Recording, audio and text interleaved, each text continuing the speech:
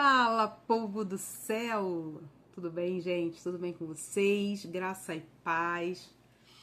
Vim bater um papo hoje sobre algo que eu fiquei pensando esses dias, nesses últimos meses, em que a gente tá falando tanto sobre a questão dos bebês reborn, das mães reborn, de tanta coisa que a gente não sabe até onde é verdade, até onde é mentira, até onde é coisa só pra like, mas então eu decidi não falar nada exatamente sobre isso dentro da área da psicanálise, porque eu tenho um monte de colegas maravilhosos que já falaram mais do que o suficiente, né, pra mim. Mas eu tava pensando sobre isso, falei, gente, tem muito crente reborn por aí. E aí eu quero te perguntar, você é um crente reborn? Mas olha que interessante, reborn ou reborn, não sei porque eu não sei falar inglês, em inglês significa algo como renascido. No caso, esse bebê reborn tem aquela ideia do bebê recém-nascido. E a minha pergunta também é sinônimo de bebês que não são verdadeiros. Se a gente for ver, não usando a origem mesmo da palavra, né? Mas aquilo que o senso comum está dizendo aí. Gente, essa é uma pergunta que ficou batendo na minha cabeça. Ficou assim, martelando na minha cabeça.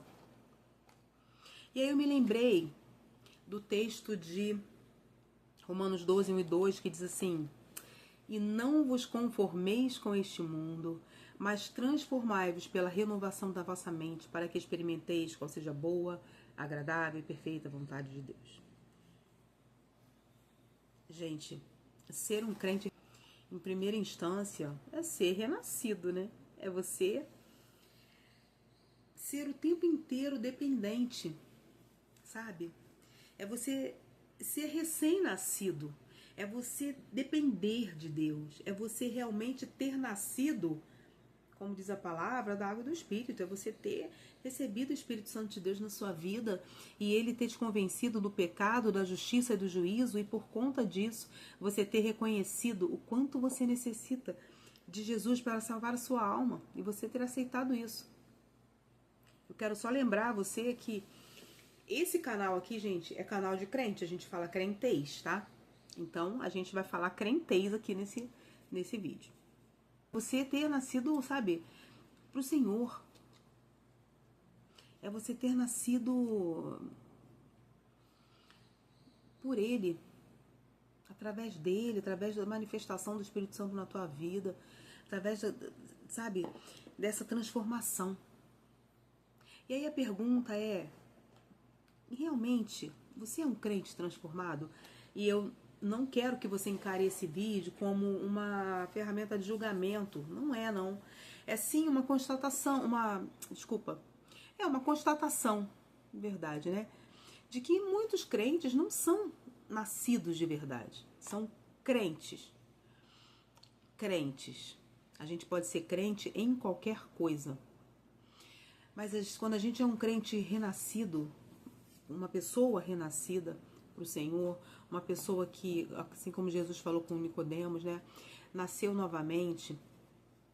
Quando a gente é uma pessoa que aceitou Jesus como nosso salvador pessoal, sabe? Se arrependeu dos pecados e procura viver uma vida em santidade, aí a gente pode dizer que é crente em Cristo Jesus. Porque a gente pode ser crente em muita coisa. A gente pode ser crente na medicina, a gente pode ser crente em alguma imagem, a gente pode ser crente, sei lá, em alguma possibilidade, a gente pode ser crente num método financeiro, a gente pode ser crente em muita coisa, gente. Vou acertar aqui, peraí. Isso. A gente pode ser crente em muita coisa. Mas a gente é crente em quê? Em que você é crente? A Bíblia fala assim, o próprio Cristo fala, né? Nem todo que diz Senhor, Senhor, entrará no reino dos céus. Ah, Senhor, mas em teu nome expulsei demônios, em teu nome eu fiz isso, fiz aquilo. E ele vai falar, você fez em meu nome, mas eu não estava em você porque você não me quis em você.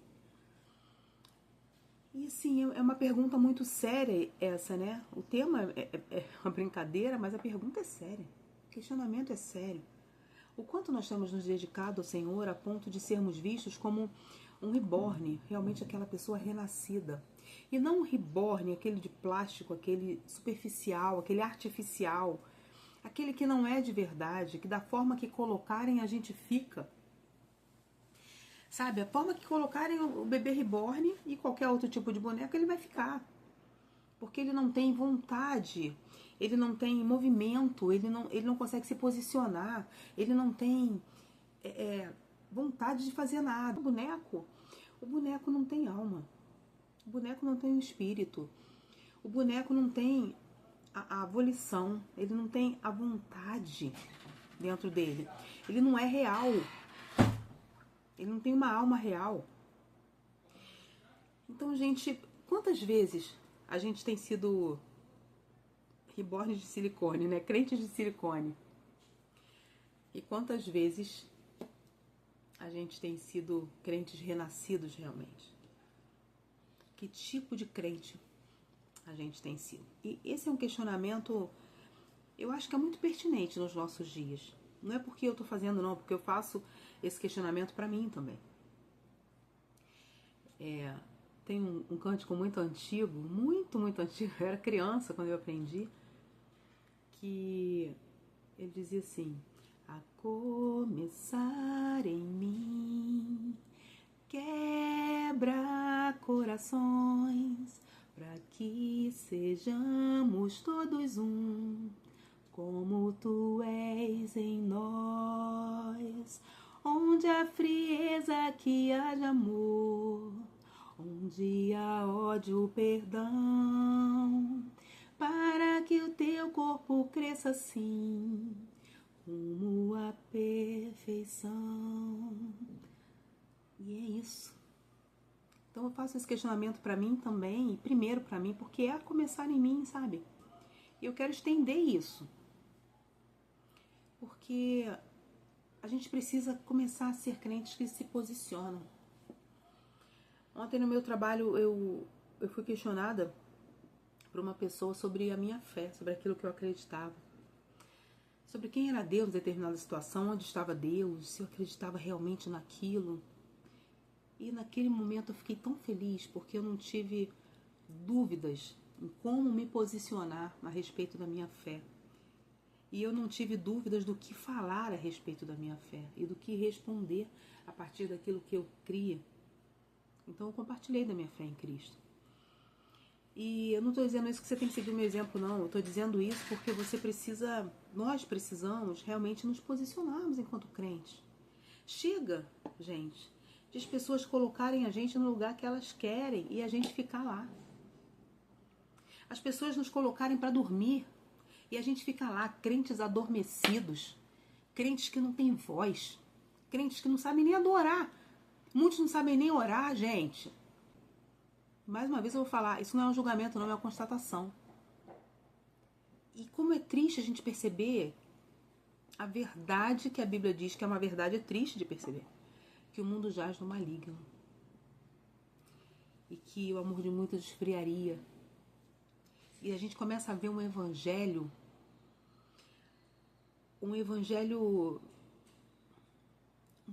muito, vou usar uma palavra que muita gente usa aí, né? Um evangelho Nutella. Aquele evangelho que não confronta. Ontem essa pessoa que me questionou, um amigo muito querido meu de trabalho, ele falou assim: Deus é fofo. E eu falei assim: não, Deus não é fofo. O evangelho da fofurice, eu vou gravar um vídeo depois falando sobre isso, mas o evangelho da fofurice é um evangelho, chega a ser cruel, é um evangelho que fala só de conforto. Mas sabe, o evangelho ele não é só de conforto, ele é de confronto. O evangelho do Senhor confronta. O evangelho puro e simples é aquele que diz pra você: tu tá pecando, tu tá errado. Se você não se arrepender, você vai sofrer as consequências. Existe o céu e o inferno, para onde você quer ir. Só existe um meio de ir pro céu, há vários meios de ir pro inferno. E todos esses meios de ir pro inferno, na verdade, estão dentro de um só. Ou seja, existe um evangelho que está mascarando o evangelho de Cristo. Um evangelho fake, um evangelho reborn. Esse evangelho de plástico, sabe? que não tem, que se desbota com o tempo, mas é o evangelho da moda, é o evangelho que todo mundo está aí correndo atrás, porque é o evangelho que conforta, que fala aquilo que a gente quer ouvir, que fala que a gente vai vencer o tempo inteiro. E a gente é mais do que vencedor, mas não é porque a gente é mais do que vencedor que em todas as batalhas a gente vence com facilidade. A gente tem que fazer a nossa parte. E faz parte da nossa parte ser fiel. Faz parte sermos fiéis. Faz parte da nossa parte renunciarmos muitas coisas. Faz parte da nossa parte a gente dizer não e a gente dizer sim. E sim para o Senhor. Faz parte da nossa parte dedicarmos tempo em oração, em jejum.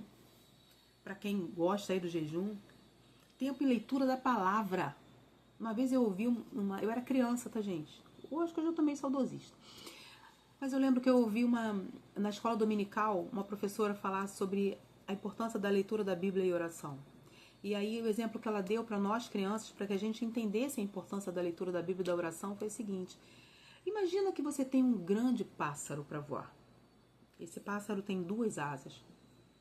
Uma se chama oração e a outra se chama leitura da Bíblia. Se esse pássaro quebrar uma dessas asas, ele não vai conseguir voar. E é exatamente isso. Eu nunca esqueci esse exemplo, sabe? Porque é exatamente isso. Com oração e leitura da palavra, a gente alça voos. Quando a gente atrela o jejum, eita, esses voos são para lugares muito altos. E eu vou repetir a pergunta, lá do início. Que crente você tem sido? Você é um crente reborn? Você é um crente daqueles que todo mundo olha e debocha, daqueles que todo mundo olha e fala, olha aí, é falso? Você tem sido aquele crente que todo mundo olha e fala assim, é sério que você é crente? Fazendo isso que você faz? Como assim você diz que é crente? Gente, eu fui membro de uma igreja e a gente saía para fazer evangelismo de casa em casa, nessa cidade. E quando a gente ia evangelizar as pessoas, prestem atenção nisso, e a gente ia e falava de Jesus, as pessoas nos recebiam com muito carinho. E quando a gente se identificava, dizia de qual igreja nós éramos, e falávamos de Jesus para essas pessoas, e falávamos da salvação, falávamos sobre o plano de salvação, a maioria das pessoas dessa cidade, elas falavam da seguinte forma. Claro que cada uma do seu jeito, mas o teor da fala, da resposta era esse. Eu aceitar Jesus para ser crente e ficar igual fulano lá da sua igreja, não quero. Eu prefiro ficar do jeito que eu estou. E aí a gente veio entender, a gente tinha vindo de fora para ser membros daquela igreja, né? Eu, minha família e outros amigos. E a gente veio entender por que aquela igreja não crescia naquela localidade. Porque as pessoas da localidade, era uma igreja muito antiga, onde tinham membros já jurássicos lá, dinocrentes naquela igreja, mas não vinham membros novos. As pessoas do lugar não vinham para a igreja, uma igreja tão antiga, numa localização maravilhosa. E aí a gente veio compreender o motivo pelo qual as pessoas daquele lugar não aceitavam a Jesus, não reconheciam Jesus como Senhor de suas vidas. Não era exatamente porque eles não acreditavam nisso. Não era porque eles não acreditavam nessa palavra, era porque eles não acreditavam nas pessoas, porque as pessoas falavam uma coisa e pregavam outra. Eram crentes reborn. Eram crentes falsificados, sabe, sem selo de garantia, porque nós, como crentes, como cristãos, nós que somos lavados e remidos pelo sangue do Cordeiro, nós precisamos ter o selo da promessa. O selo, nós somos selados pelo Espírito Santo da promessa. É o selo de garantia, gente, que a gente tem. É o Espírito Santo quem nos dá a garantia. Mas que espaço você dá na sua vida para o Espírito Santo? Mais uma vez, eu vou repetir.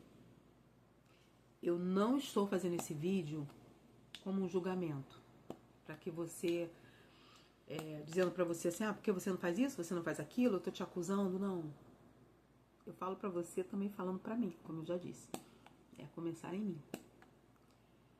como o Espírito Santo faz parte da nossa vida diariamente. Uma vez eu fui pregar e eu falei assim, olha, falar sobre o oleiro, o vaso na mão do oleiro. E eu fiquei olhando aquele texto, eu fiquei pensando, né? Eu falei, olha, todo mundo quer ser vaso. É muito bonito ser vaso. Todo mundo quer ser vaso, quer ser usado, quer ser cheio. Mas poucas pessoas aceitam passar pelo processo de construção do vaso. E às vezes a gente tá passando por alguma coisa, a gente até fala assim, ai Senhor, eu quero mais de Ti, eu quero dedicar minha vida, eu quero ser um crente melhor. E quando o Senhor começa a nos moldar, a nos forjar, a gente acha que aquilo não é pra gente, que a gente é bom demais para ser forjado daquela forma. Que a gente faz muita coisa para ser forjado daquela forma. Me perguntaram esses dias, você não acha que a gente fazer o bem, a gente assim, ver o que é para fazer e fazer, a gente ser uma pessoa realmente de qualidade, ser uma pessoa boa pro mundo, não é meio caminho andado pro céu? Eu falei assim, não basta. Não basta. É preciso passar pela transformação. Aquele que crer e for batizado. E esse batismo aí, gente, não significa só o batismo nas águas, não, tá? Só o batismo físico. Esse batismo é o símbolo daquilo que significa o batismo realmente. Então, aquele que crer e deixar a sua vida para trás, a sua vida velha para trás, e nascer com uma nova vida para Cristo, será salvo. Essa é a questão. Não basta você ser batizado nas águas, seja por aspersão, por imersão, não importa a forma como você é batizado. Não é o batismo exatamente que vai trazer a sua salvação. É a sua fé e aquilo que você vai permitir que o Senhor da fé faça na tua vida. A transformação. Morrer para o mundo e viver para Deus. Esse é o símbolo do batismo. É isso que esse texto quer dizer.